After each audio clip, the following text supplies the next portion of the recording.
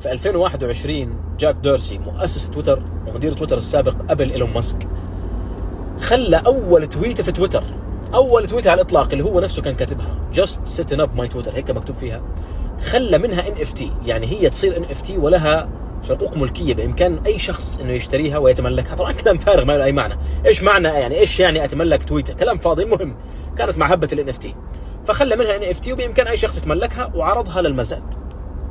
مين اشتراها؟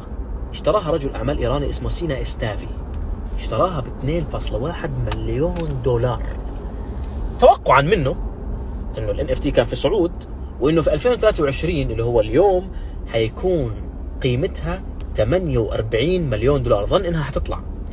ولكن الصدمة انه ال NFT كهبة ما طولت، والان قيمة هاي التويتة هو 2000 دولار. مش بس التويتة هي اللي انخسف سعرها ك NFT، كل عالم ال NFT انخسف سعره كله. شفت الصور هذولك الصغار كريبتو بانك والقرد ومش كله كلام فاضي وكله انخسف سعره. كل حدا مشهور بتعرفه، نيمار، جاستن بيبر، كل حدا سمعت انه اشترى صورة انخسف سعرها، بس هذول ما بهمهمش، يعني وقتها هم طلعوا على ترند وانبسطوا. بس الناس الغلابة اللي دخلوا في الترند وفكروا انه عن جد حيصير في قيمة لاشياء ليس لها قيمة، هذول اللي وقعوا بالفخ.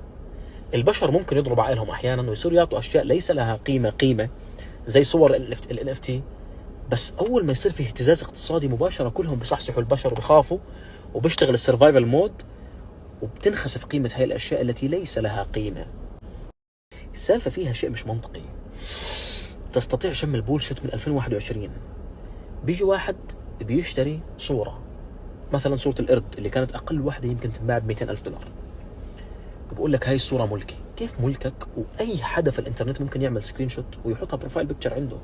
بقول لك أنت ماخذ الأمور ببساطة، ملكها إلي، أنا الوحيد اللي بقدر أبيعها. يعني زي كأنه استغفر الله واحد أخذ زوجتك وانت بتحكي عادي، ما هو في المحكمة هي على اسمي أنا،